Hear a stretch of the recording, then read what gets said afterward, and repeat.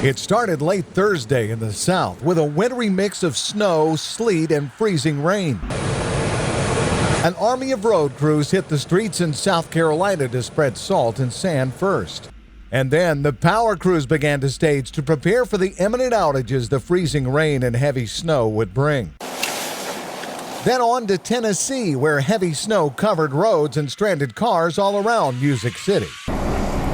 And in Henry County, it was a near whiteout situation, making hard work even harder for crews trying to keep the roads clear.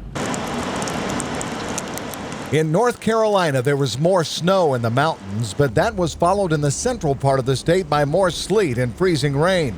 And in Greensboro, even with a heavy coating of sand put down by the DOT, cars were spinning out everywhere. In Raleigh, the state capital, there was a little snow, but sleet and freezing rain were the big concerns there.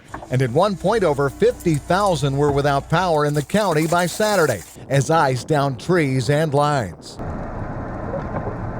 Northward into Virginia, the snow piled up.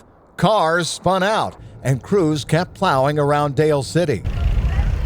Washington, D.C. snow began Friday afternoon, and with snowfall rates of 1 inch per hour, it didn't take long for it to start piling up and slowing the city down. Meanwhile, a nasty combination of snow and wind-driven storm surge was hammering Delaware, with battering waves in Lewes and big flooding in Rehoboth, too. DEWEY Beach had its share of damage, too, and sand was washed inland for blocks. On the Jersey Shore, the pounding continued. Sea Isle City was flooding, and nobody was smiling.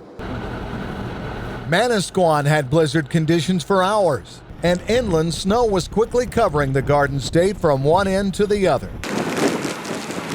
In Maryland, the snow kept falling, and around Frederick, when the cars stopped rolling, the people started walking between the giant snow piles pushed up by the plows that worked all day. And in America's largest city, the forecast snow fell hard for a long time. And by 2:30 Saturday afternoon, a citywide travel ban was in effect for New York City. All public transit stopped. The bridges and tunnels closed. And New Yorkers hunkered down for what became the second biggest snowfall in the city's history. As Sunday dawned, the cleanup started. In Queens, New York, they were digging, pushing, and plowing the nearly 2.5 feet of snow to get the city back up and running. In the home of the Peppermint Patty, Pennsylvanians were digging York out of feet of snow that fell on Saturday. And back in Washington, D.C., the cleanup continued, with 6-foot-high snow piles glistening in the bright sunshine around the Capitol. Along its path, this huge storm was responsible for more than 30 deaths and will go down in the record books for high snowfall amounts in several states, tying, if not breaking, many decades-old records. For WeatherNation, I'm John Van Pelt.